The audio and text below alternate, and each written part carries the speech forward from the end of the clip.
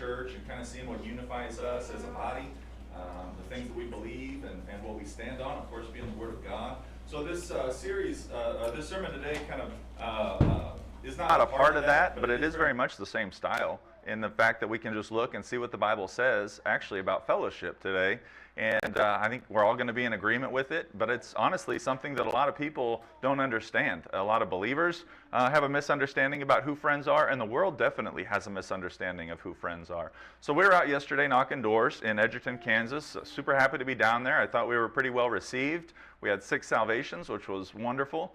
Able to preach to some people that wanted to hear, able to talk to some people that thought they knew what the Bible said but didn't, able to see some people actually put their faith in Jesus Christ, which was phenomenal. Now, I would have loved for them to come today on Friend Day. Some said it made commitments and said that they would come, but that's no new thing to us, right? Often, almost weekly we get somebody that says they'll be here and they're not, which is fine. But as I'm reading and I see this passage here, and I can't help but overlook in verse 3 here, talking about the fellowship of the believers, how it says, "That which we have seen and heard declare we unto you, that ye also may have fellowship with us. And truly our fellowship is with the Father and with His Son, Jesus Christ." Now we are going out soul winning, looking for fellowship. Contrary to popular belief, we're not going out there looking for money. All right, we're not looking to go out here and get the things that the world offers, that we may bring them into the house of God and have a fancier house of God. Okay, we're not trying to build a giant church so we can have some kind of reputation or have some kind of legacy to pass on, or be some great part of a big movement or a denomination. But we are looking for fellowship as we go out. I talked about that a little bit one night of the conference during the sermon, talking about the fact that when we go out here soul winning, you really don't know who you're going to talk to on the other side of that door. And it is possible, don't ever forget that that person on the other side of that door may very well become one of our best friends. We don't know, do we? I mean, there's a day that Austin went out soul winning, almost discouraged by having to do it by himself, going out alone, going out into the neighborhood, going out and soul winning alone. And I mean totally alone. It's one thing to go out with a group of your friends and you just are partnered up maybe with a child or even by yourself. It's a whole nother thing to be the only one going out, okay? So he goes out, lo and behold, goes out, has a salvation, praise God for that. But you know what? The man actually comes, actually gets baptized, actually joins the church, actually becomes one of our good friends, right? And so we can't overlook the fact that whomever we talk to out there may actually be one that comes into fellowship with us. And then let's not overlook the fact that the fellowship truly that we have with them is with the Father also. So when we're going out preaching the gospel of Jesus Christ, it's so that we can have an association with them in heaven, that they can have a heavenly association with God, and altogether it's not of this world, okay? So we're not just going out there looking to build a church or an association on this earth. It's so much bigger than that. But we really should be motivated by having a friendship and making friends and being good friends. Now, just to look at fellowship here, just briefly, we all kind of understand this, but I just want to lay out a biblical outline with this sermon. But the definition of fellowship is a friendly association, especially with people who share one's interest. Now, you know what? Lots of people have lots of different interests, don't they? But I would tell you that in the house of God, there is one interest that we have that unites all of us, okay? We can be divided in politics. We can be divided in sports. We can be divided in cultures or traditions. We can be divided in all sorts of different things. But when it comes to God, the things of God, the Word of God, we're united in that, okay? So we definitely have that same interest. And then also, too, it is a company of equals or friends. And I really like that, because we're here not building this big hierarchy of different, levels of men and different groups and, different, ranks or anything like that. We're a body of people that are all the same, right? We're all sinners saved by grace. We're all lovers of Jesus Christ and His Word. And we come together and we have that in common, and we're in company together, right? We're in fellowship together. We come together. Now, I'll start out by saying that this is not just a message for the youth, right? Now, it's a lot of times, you think about, preaching a sermon to talk about the friends that we have, or making good friends, or being a good friend, which is definitely what we're going to talk about here. And you think, boy, the teens sure need to hear this. Boy, the kids sure need to hear this. Well, I tell you what, I don't have any of the friends in my life that I had from elementary age, okay? I don't have any of the friends in my life hardly that I had even in junior high or high school. And even the associations that I have with some people that I was pretty close to back then, I'm just not close to them right now, right? We've outgrown those relationships. So really, what's funny is I find that adults seem to struggle with the relationships that they have, with who they're friends with, who they let come around them, who they let influence them. You know, is it our neighbors? Is it our coworkers? Is it, you know, all these other people that we have to associate with? We try to blur the line between having an associate and making them a friend. We blur that line, okay? And so we all need to understand the importance of keeping friends and having friends. And this is important to me because I remember when I got saved, actually, I recognized that the people that I was hanging out with in my life were toxic to my life, to my relationship I had with my wife, to the I don't know, good interests of the world or of life. You know, they were contrary to that. They were harmful. They were toxic friends, okay? They were people that wanted to drag you down rather than edify you and lift you up, okay? I recognized that. And so one of the big factors that really helped me follow God and get saved and get on the right path and get interested in the Bible and get interested in the things that God was interested in was having friends at church. It was making new friends. I will never be able to overlook how important that was, okay? So now, could I have gotten saved without any of that? Of course I could have, and I did get saved without any of that. But looking back, I really am thankful for the friends that I had that I was able to walk towards and make new friends as I was walking towards Christ and walking with Christ, and it made it an easy transition, if you will. You know, it's kind of like, you know, ripping off the Band-Aid, so to speak. You want to get saved and then just rip off the Band-Aid of the world, you know, put away all those old things that used to, you know, entrap us. But it can be tough sometimes, can't it? So you've got the friends that you can go towards that really help with that transition. So it was super important. In my salvation, it's very important for us. It's important to God, as we're going to see. And I just want to say, just right out here, that we all have examples in our own minds of people that have been good influences and bad influences in all of our lives. Okay, so I don't need to expound on that. We can all think back. We can all put names to faces. You know, we can all do that because it's true. People influence us, don't they? The people that we hang out with, the things that they partake of, we do the same thing.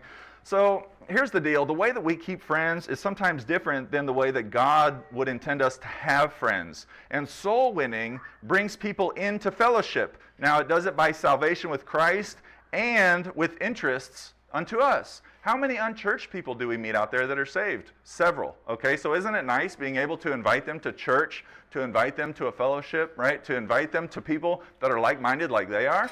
I mean, for me, that's a hard thought. Somebody that is trying to walk with the Lord, that loves the Lord, would call themselves a Christian, but they don't have fellowship with like-minded believers. They're not a part of a church. I mean, that's just really stacking the deck against you to live a fulfilling Christian life, okay? So, you know, we meet these people all the time, and so we're able to encourage them, hey, you know what? Come into fellowship with believers. Come in. There's oftentimes we'll be out in Kansas City, Missouri, or Kansas City, Kansas, and we're talking to people that don't drive. And I'll tell them, you know what? You know, I understand you probably can't make it all the way to our church, but I got to encourage you, brother. Get into church, okay? We were out soul winning in Lexington, Wellington. No, it was Wellington. We were in Wellington. And I was talking to a man, and I was asking him if he goes to church. No, I don't go to church, none of this stuff. So I was talking to him about salvation, and he's like, well, I'm a member of the Baptist church. I'm like, which Baptist church? He's like, the one here in Wellington. I'm like, why aren't you going to the church you're a member of? You think they don't need you? Right? I mean, you think that they're doing just fine without you? Last time I checked, the attendance rolls in the Baptist churches were not growing, okay? They're dwindling, it seems like. So it's like, come on, man. Get back in the church. Get back in that fellowship. So, you know, even our soul winning, you know, we try to bring people back into fellowship with a congregation, whether it's our fellowship or another fellowship of believers, right? So we know that they're out there, other believers that they can be a part of. So there's biblical guidelines to follow to fellowship that we should understand. Because we are all drawn towards other people, which can be positive and negative. We are all drawn towards other people. Now, that's not too hard of a thing to understand. Don't we remember that God designed us to need fellowship? Now, you go all the way back to the beginning of the Bible, Genesis chapter 2, we find the need for fellowship, don't we? It was not good that man should be alone, and so God created for him Eve, okay? It's in 2:18. Now, we know also, if you turn to Ecclesiastes, that there is strength in numbers. Ecclesiastes chapter 4, verse 9 through 12 says, 2 are better than 1 because they have a good reward for their labor. Now, the counter argument to that would be that doing labor by yourself is not as rewarding. And I can vouch for that. See, when I'm doing something around the house or a construction project, I don't have to communicate what I'm doing. I've got a plan in my head, so I can work alone. But you know what happens when you work alone? It takes longer. You risk hurting yourself. It might not come out right because you don't have somebody to bounce ideas off of and to really, get a different perspective on things. So it is more profitable, it is more fruitful to have more workers. And now, obviously, a church that participates in organized soul winning understands this. That's an illustration that hardly needs made around here. But isn't it so much easier when we have many, many people out there knocking on doors rather than just a handful? It is, right? So 2 are better than 1 because they have a good reward for their labor. Also here we see in verse 10, for if they fall, the one will lift up his fellow, but woe to him that's alone when he falleth, for he hath not another to help him up. Again, if 2 lie together, then they have heat, but how can 1 be warm alone? And if 1 prevail against him, 2 shall withstand him, and a 3-fold cord is not quickly broken. So what we find here is that 2 are better than 1, and a 3-fold cord is even better. Now, in your relationship, stick with the 2, all right? You don't need 3. The 3-fold cord in the bed where it talks about 2 lying together to stay warm, 3 is just weird, all right? So that's not what that's talking about there. But truly, in our spouses, we rely on our spouse, don't we? We rely on our partner. We rely on them to help us. We rely on them to help us be fruitful. And it's needful to multiply, we'll put it that way. It's important, that's where our focus is. We are designed to need fellowship. Now, I know people that would say, you know what? This guy's just a loner. This guy just doesn't need to talk to anybody. He's a hermit. He's going to go out to the middle of nowhere and he's going to live all by himself and he's going to be isolated. And you know what? Surely there's somebody that may be able to get by like that. I'd say at least for a while. But what do we know? We know that when people are locked up in solitary confinement, they go crazy. Right. Okay? We also know how dangerous it is, how detrimental it is to keep people isolated from coming together in the congregation.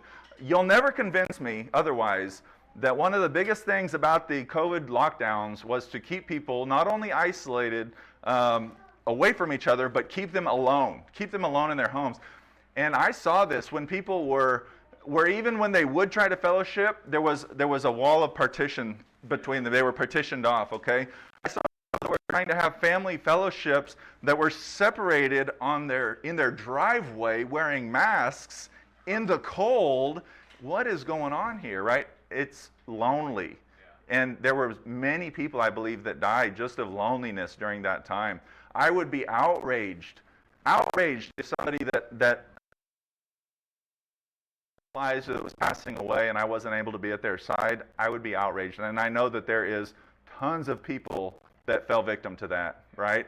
The heartbreak of loneliness, all right, and isolation, and the fact that people literally go crazy when they're locked up by themselves in solitary confinement and other places. Also, people that have to deal in super rural areas, even up in Alaska or some of the more remote parts of the world where they just live very isolated lives. They're very desolate up there. What do you find? You find drug use rampant, alcoholism rampant, rape, incest rampant. I mean, it's not healthy at all to be isolated like that. So this is what we're talking about here. Ecclesiastes 4, 9 and 12, like we said, 2 are better than 1, and a 3-fold cord is not easily broken. Also, we are designed to comfort and edify one another. Look in 1 Thessalonians chapter 5.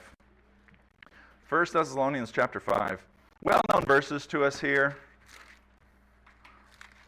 In 1 Thessalonians chapter 5, Simply, verse 11, it says, therefore comfort yourselves together and edify one another, even as also you do. And this comforting here, there's actually a note. So it goes right along with edifying, okay? It's to comfort someone. It's to think of someone more highly than yourself. It's to help them be better. It's to maybe literally talking about comforting them in a moment of affliction, okay? But what it is that we do is we comfort and we edify one another. This, to me, again, was such a stark revelation when I learned how different Christian friends were to worldly friends, okay? Because Christian friends rejoice when you rejoice, and they weep when you weep, and they want to see you do better, okay? And worldly friends, don't we know they're always cutting and backstabbing and conniving, and they see you doing better or moving up, and they want to pull you back down. I heard an illustration the other day. I hadn't heard it before, not that I remember, talking about crabs in a bucket. You know, none of them could get out because they're always just pulling each other back in, so nobody's getting out of there. That's exactly like what worldly friends do. You say, no, I know some people that are unsaved that are really good friends. Well, you know what? I think the exception proves the rule, that generally, and I know I can definitely speak from my testimony, that wasn't the case, you know, that there wasn't all these great positive, uplifting influences in my life. The majority of the friends that I had were destructive friends for sure. We know that we are designed to sharpen one another. In Proverbs 27:17, you know, it says, iron sharpeneth iron, so a man sharpeneth the countenance of his friend.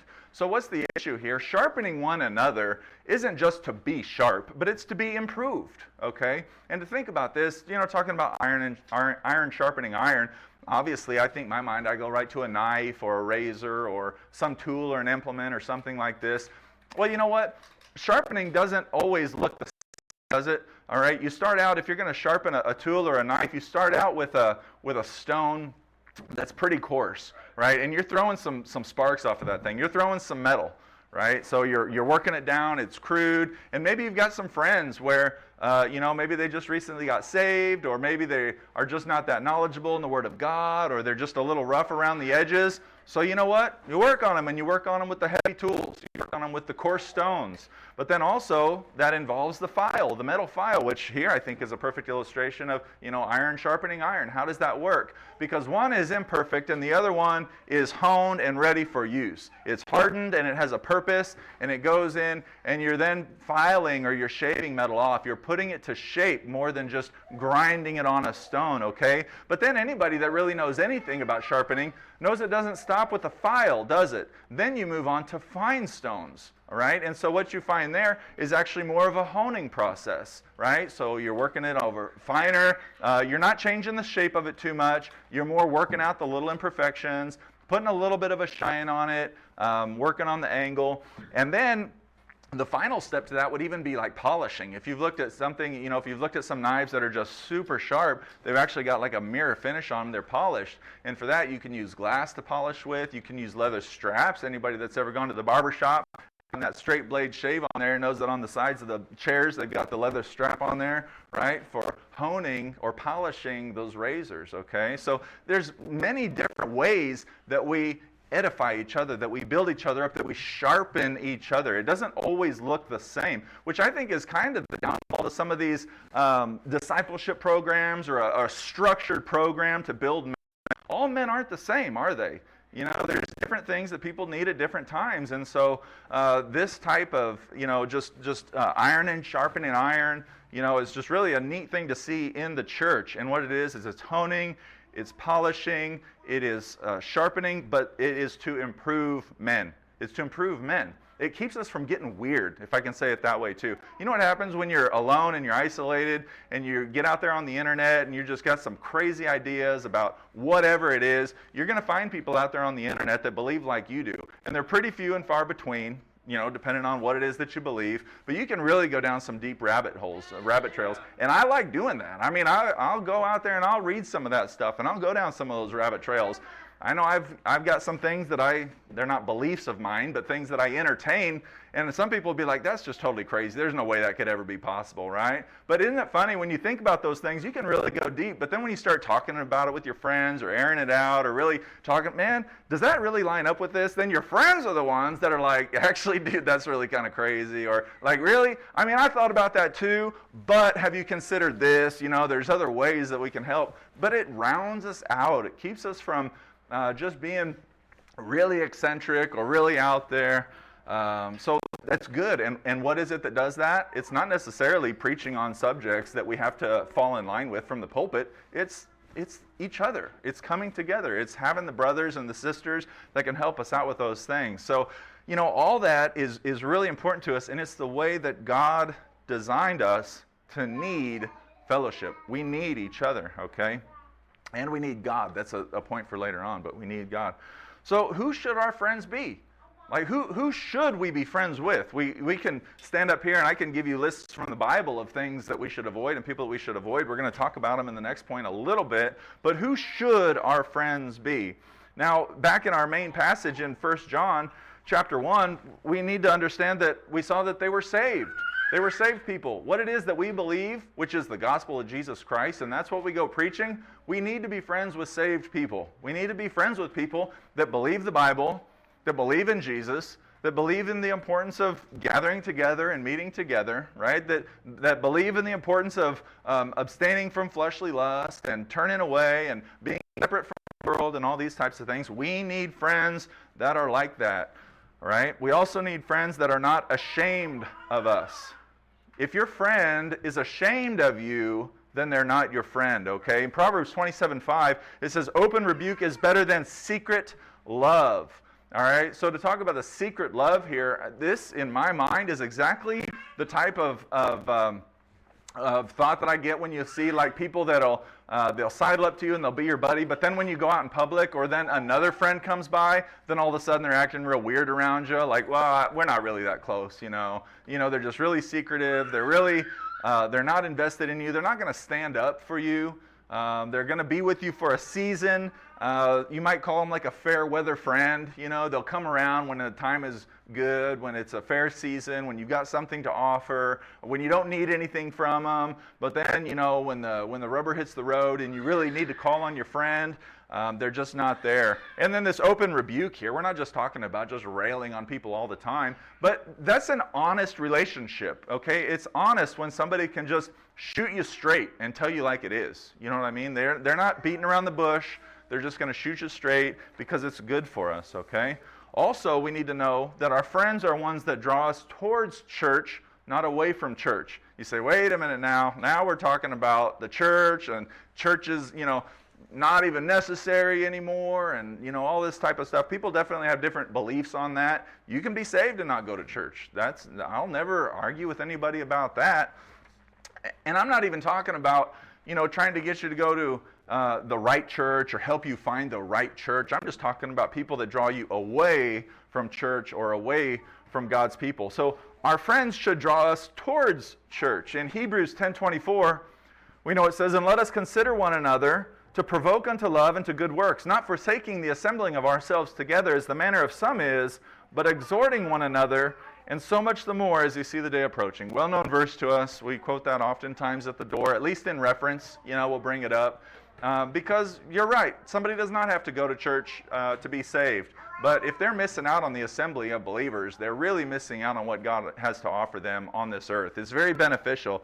And so, and just think about this. If someone is convincing you that you don't need to assemble as a Christian, they're not a good friend, okay? And like I said, that's different than trying to get you to go to their fellowship or their church, or warning you about, you know, maybe, man, these guys that's kind of a cult, or you really need to watch out for this. That's different, you know? Obviously, if somebody sees something concerning, they ought to tell their friend, you know, hey, did you notice that about that group or whatever? Okay, that's not what I'm talking about. But if they're encouraging them not to assemble as a Christian, they're not a good friend, okay? A friend wants to include us in fellowship with other believers. And that's not just a church service, is it? That's the fellowship of the believers, right? That's getting together socially, that's going out, that's celebrating things that we can rejoice in our lives together. It's getting together when times are hard. when somebody, you haven't seen them for a little while and you know they're going through something heavy and you want to reach out to them and talk to them on the phone, or you might say, hey, so-and-so and I are going to come over. Would that be all right? You're trying to get together. You're not trying to stay apart. And so that's very, very needful, is that they're going to be actually trying to unify us with the believers, not be divisive, which, for me, that was definitely one thing that was obvious, is when you try to start getting the right friends in your life, and then there's others that are like, man, what are you hanging out with them for, right? They're weird, why would you do that? Well, clearly, if you'll step back and you look at it, they're the one that's being divisive. They're the one that's causing contention, not, these persons over here that are trying to be welcoming and loving and inviting and this sort of thing, right? So they're offended, and they'll try to cause problems and divisions. Now, our friends should not be fake friends, and fake friends are everywhere. There is so many fake people out there, and people that will call themselves your friend that are not. In 2 Peter chapter 2, we know this passage here well. In 2 Peter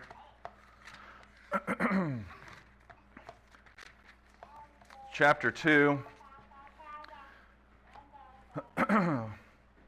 coming from chapter 1, we've got the inspired Word of God that we believe. It was not just some fairy tale that we believe. And then in chapter 2, verse 1, it says, but there were false prophets also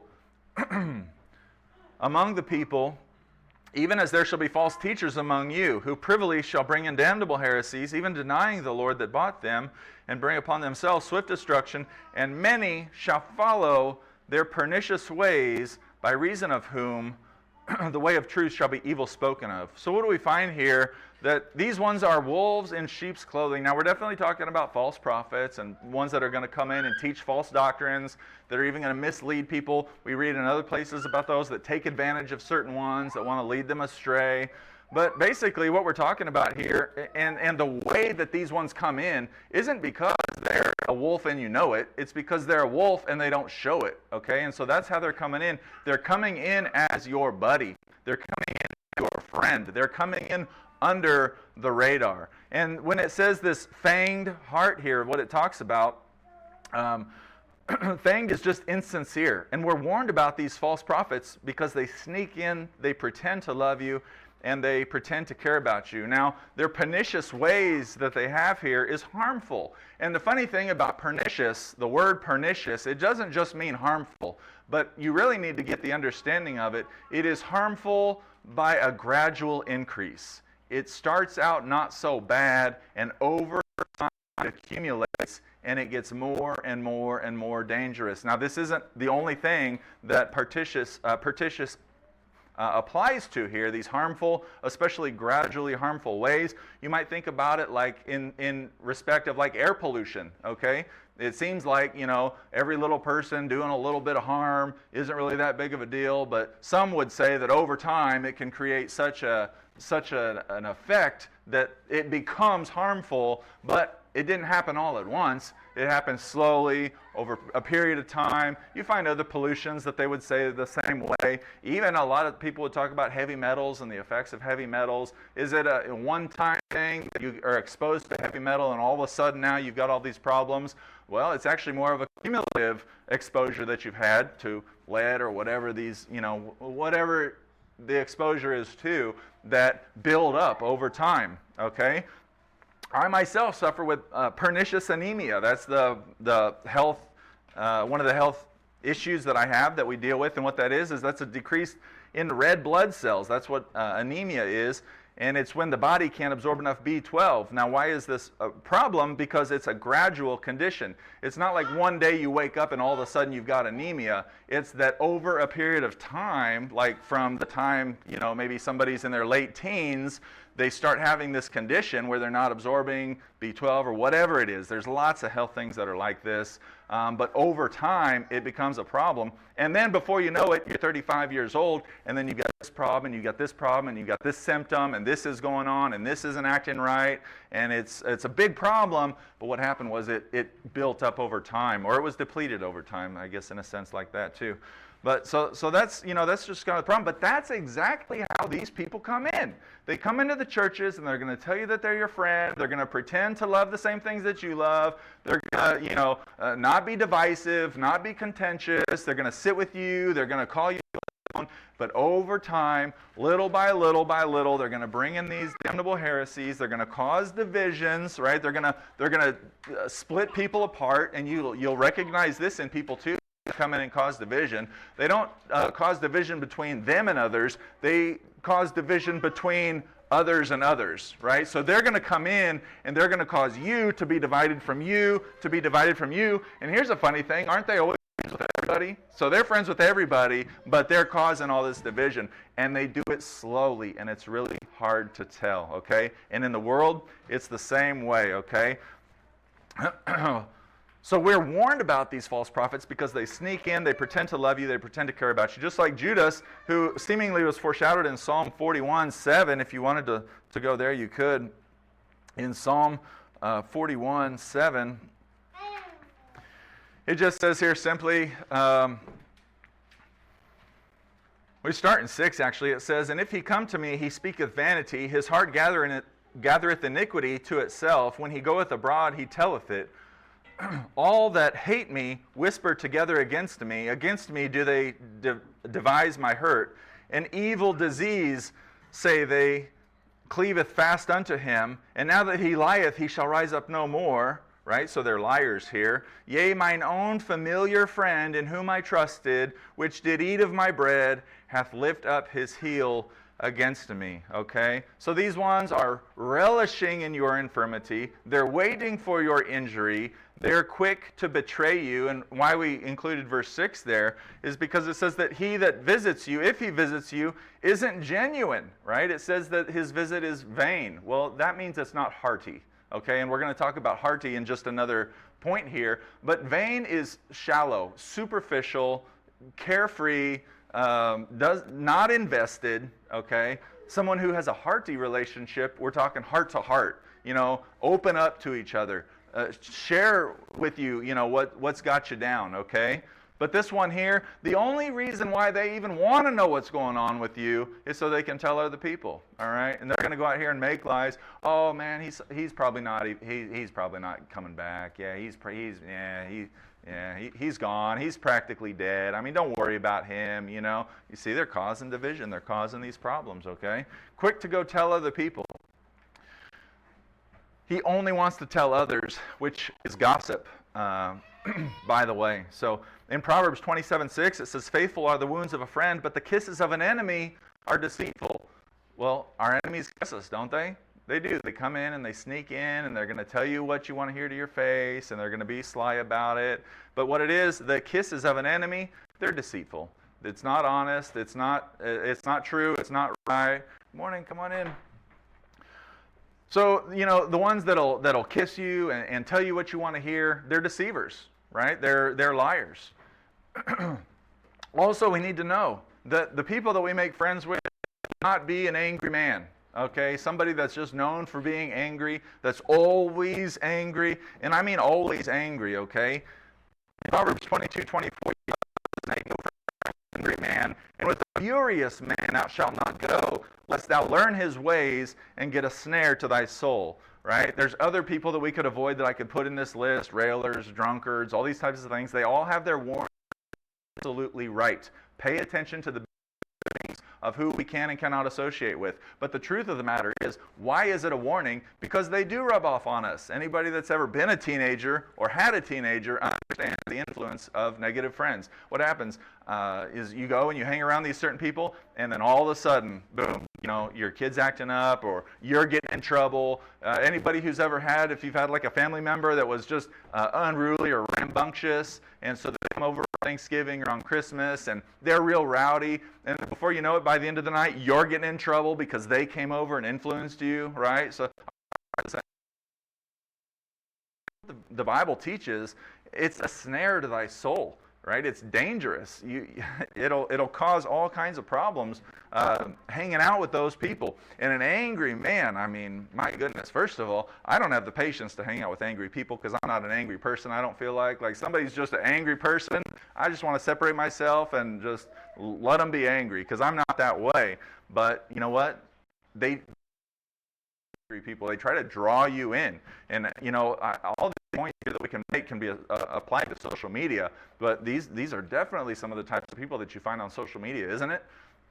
Angry people and just railers and revilers. And so what's the Bible say about getting a friend? Because I know people that will say, I really, maybe I have a hard time making friends, or I just don't have the kind of friends that the Bible says I should have, or maybe I need to think more about getting a friend. Well, this is very obvious. I tell it to my kids all the time, and you guys already know what I'm going to say, but we can't overlook it because of its simplicity here. Be a friendly person. In Proverbs 18:24, we know it says, "A man that hath friends must show himself friendly, and there is a friend that sticketh closer than a brother."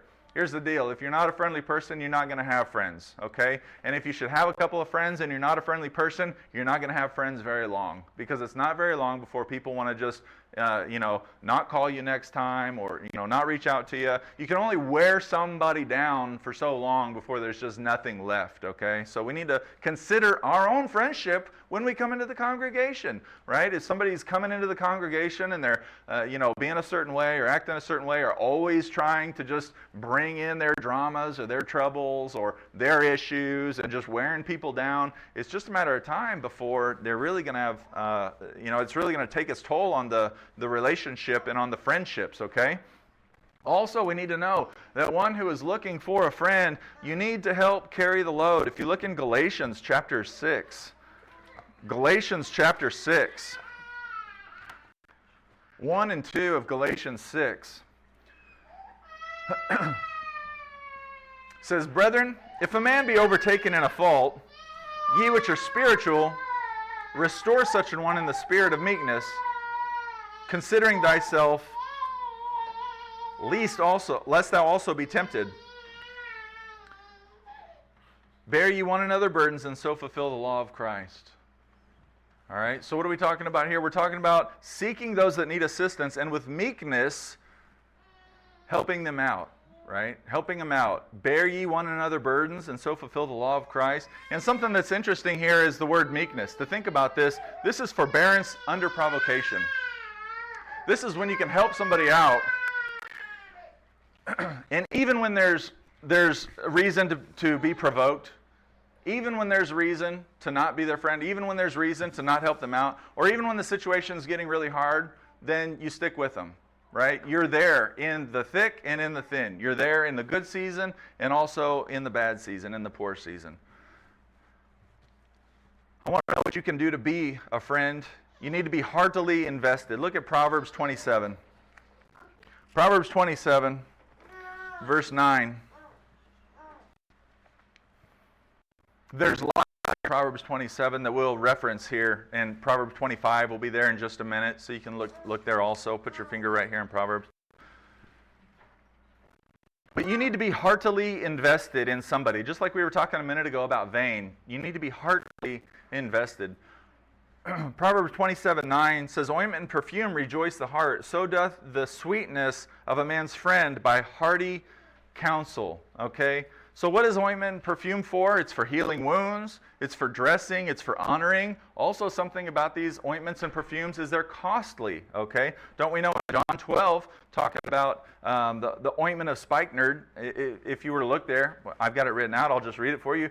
But in John 12, verses 3 and 4, it says, "Then took Mary a pound of ointment and spikenard, very costly, and anointed the feet of Jesus, and wiped his feet with her hair. And the house was filled with the odor of the ointment. Then saith one of his disciples, Judas Iscariot, Simon's son, which should betray him, Why was not this ointment sold for 300 pence and given to the poor?" Okay, so some elements that we can take away from this, and just thinking about what we can do, is we can be heartily invested, okay? Now, what does that actually look like?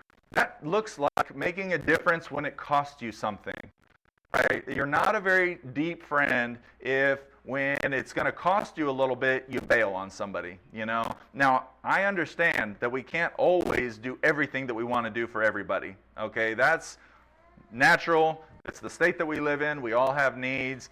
But somebody that is your friend, you're going to seek every way possible to help them beneficially, you know. You're gonna try to do everything that you can to help them, even when it costs you something. And I don't just mean your money. I'm talking about your time. What about your only day off and you need to go help somebody do something? All right. What about 11:30 at night and you're getting ready to go to bed and you call? Right? Are you going to be there? Or are you going to let it ring? Okay. Illustrations in the Bible, obviously, that we could go to talking about this. Different illustrations and different friends. I want you to know that you need to make a difference when others think it's not worth it, okay? So you're going to be judged sometimes for trying to help somebody else or being a friend. You're going to be judged for the friend that you are, and they'll say, man, don't you know that guy's a user. That guy's kind of worthless. You know, that guy, you're helping him out right now. You know he's not going to be here in 2 weeks, or he's going to do that again, or whatever the case is. If you're a friend, you need to think about making a difference when others think it's not worth it. And then, just like a person is blessed by literal physical care, his heart is also blessed with hearty counsel, right? So the deceitful guy was going to tell him what he wants to hear, but your friends shoot you straight. You can open up with your heart to your friend. They're going to open up to you. And the advice that they give you is going to be from the heart, okay? It's not just going to be what you want to hear. You might hear some things that hurt your feelings sometimes. You might hear some things come out of their mouth that's going to be hard to hear. A friend is going to tell you the things that you don't want to hear, all right? A shallow friend is just going to tell you what you do want to hear. They're just going to try to puff you up, not lift you up, okay? So we need to be thinking about shooting straight, telling the truth, and having that hearty counsel literally coming from our heart, helping somebody through a time of need. And then the other thing that you need to do, the last point here, is we need to be sensitive to our friends' needs. I lied to you, there's still another point. But we need to be sensitive to our friends' needs. In Proverbs 27:14, we know that it says, "He that blesseth his friend with a loud voice rising early in the morning, it shall be counted a curse unto him." Okay, well, what's wrong with a loud voice, and what's wrong with early in the morning? Well, you know what? He might not want to hear your loud voice so early in the morning, okay? Why is it that we go soul winning after 10:30 and not before 10:30? Because they don't need my loud voice running through KCMO any earlier than 10:30 in the morning, because it is not going to be met with good reception, okay? And be counted a curse unto him, it says. So be sensitive to your friend's needs. Now, has anybody ever tried to pacify or placate a child throwing a temper tantrum with something that they just are not interested in, right? They're starting to throw a fit or something, and you're trying to, give them a thing to kind of distract them or to quiet them down. What do? They're swinging at it, they're throwing it, they'll pick it and throw it down, these types of things. Well, strangely enough, trying to help somebody, it can have that same effect, They're hurt, they're going through something rough, and rather than actually, weeping with them or sitting there with them, you're just talking about, some other thing, or how great your day went, or you're talking about all the blessings that God is pouring out on you. You're like, oh man, that's pretty rough. Well, let me tell you about me, just totally, not being sensitive at all to their needs, not being compassionate, not really listening with your heart. Now, surely here what we're talking about, singing these songs or whatever the case is, or let's look at this in Proverbs 25:20. You could go back just a page in Proverbs 25:20. It says, "As he that taketh away a garment in cold weather, and as vinegar upon nitre, so is he that singeth songs to an heavy heart." Okay, so just like, you're not going to want to be sensitive by just, going on some rabbit trail and trying to distract them with something that doesn't apply to them, right? It's just going to be offensive to them. How harmful would be taking away somebody's garment in the wintertime, or pouring vinegar upon nitre, which would be like soda, a nitrate or a baking soda or something like this. What happens to it is it's agitated, it festers, it's not soothing at all, and singing, whether it's singing like we talk about here, singing songs to a heavy heart, as beneficial as that could be, if it's not done in the right spirit, if it's not done in the right mood, if it's not done appropriately, then it's going to be agitating. It's going to be irritating. You're not going to want to hear it, In fact, I think about that sometimes. If you've ever been maybe going through something and you don't even want the radio on. You don't even want to hear any talking at all. You don't really want anybody to say anything, you just need some quiet. I kind of think about that sometimes. And somebody that's there that's trying to help, almost, I think about like maybe in a nagging way, it's just more agitating. See, you guys laugh. I don't know why you're laughing. Irritating, okay? So it's just not soothing, okay? So it doesn't help anything, it makes it worse. So just be mindful of that. So who are my friends? Church, first and foremost, Jesus is your friend if you're saved, and anyone can be friends with Jesus just by trusting him, okay? We're not talking about our sky daddy. We're not talking about some, fairy tale that we tell ourselves so we can sleep well at night. We're talking about Jesus as our friend. I was tempted here. I didn't, and I knew I wouldn't have time for it, but just list out some of the hymns that we sing, that talk about how Jesus is our friend, and so anybody can be friends with Jesus, and that is why we go out soul winning. We preach the gospel so that people can have a friend in Jesus Christ, so that they can know the Lord, okay? I need you to know that your spouse is your friend. Your spouse is your friend. We need to be careful. Sometimes we get the idea that we can ditch our spouse or leave our house to go and help a buddy or help somebody out or help a friend or go be with a friend or have social time with our friends. Well, you know what? Your spouse is your friend also, okay? So to make time with our friends ought to include special time with our spouse, time around the house, whatever that looks like for you. Don't ever forget that your spouse is your friend. And the advice for the young people who are not yet married, marry your friend, okay? Don't marry somebody that, you think that you would have a hard time spending the rest of your life with. Marry your friend. They are going to be the one that knows you more. All the different, great attributes of a godly friend are just so much closer when it's your spouse, okay? I want to let you know that a friend might be on Facebook, but everyone on Facebook is not your friend, okay? Remember Psalm 41:6. It was talking about they were asking only to divulge information to others, it said there, right? They're shallow. They don't care about you. They just want to be in on the gossip. They just want to tell other people. They just want to tear somebody down. I know that social media can be a great blessing. I know that you can keep in touch with people on there. You can share pictures on there. You can do outreach there. So many blessings to social media. Personally, I'm not into it, but that is just my person. That is just me. Personally, I'm not into it. But still know that just because it says that you have 2,000 friends, you do not have 2,000 friends, okay? You need to know who those people are. And if they're not your personal friend, if it's not somebody that you're in fellowship with, well, then just understand that. Just recognize that, okay? I'm not telling you to unfriend them, whatever that even looks like, I don't know, okay? But just recognize that. Just understand that, okay? Again, you would think, teenagers need to understand this. There's a lot of adults that need to understand that too, So, the iniquity that it said that they bring to themselves, it's unfair behavior. It's rotten, it's sinful, it's immoral. And social media, by the way, just has a way of corrupting good friendships too. I remember that from back in the MySpace days. I was in high school back in the MySpace days, and that is definitely what I saw. That probably is what jaded me so badly from social media today, was from the MySpace days. And what I saw was that we were friends. There was people that you were actually friends with, people that you actually fellowshipped with. And then they brought in the social media, and I'll tell you, we didn't know how to handle social media back then. It was all brand new to us. Like, we didn't know what we were doing, right? So the social media comes in, but what it did was it corrupted good friendships. It hurt good friends. Like, it came in and it tore apart people that were actually good friends, okay? And social media just kind of has a way of doing that. Some people would say, oh, well, you really know somebody by seeing what they post online. You think maybe you don't really know them as good as you think you do, and then you see what they post, then you really know them. Well, you know what? Maybe I don't want to know that much about my friends, okay? Maybe I should just keep them that way.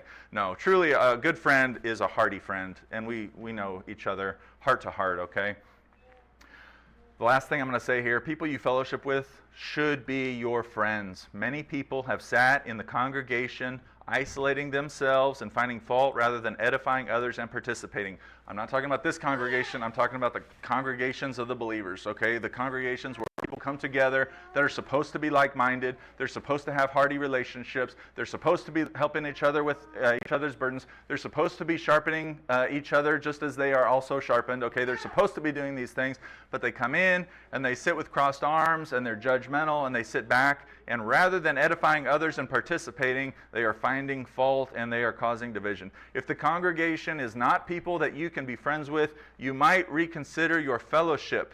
And somebody might say, well, I don't have any friends there, but God has me there for some reason. That's not the church for you. If you're going to a church and you don't have any friends there, you are totally missing the point of having that sweet fellowship with like-minded believers, okay? God does not intend you to go and be miserable in a congregation with no friends because, you're just stuck there, okay? God does add to the body. God moves people around. He puts you where you want you. And you know what? It's not always a big cake. I'll say that. Everybody goes through hard times. But just think about it. Think about why God has you there, okay?